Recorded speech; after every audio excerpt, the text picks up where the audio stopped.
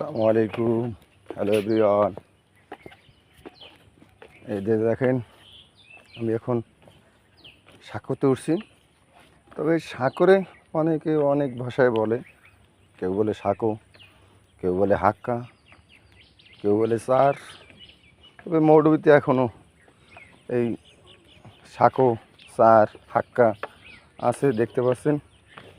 আলহামদুলিল্লাহ, প্রায় আমি শেষ মাথায় চলে আসছি। তবে এরম জন্য আরও কয়েকটা সাঁকো হয়, ওখানে যাওয়া লাগে।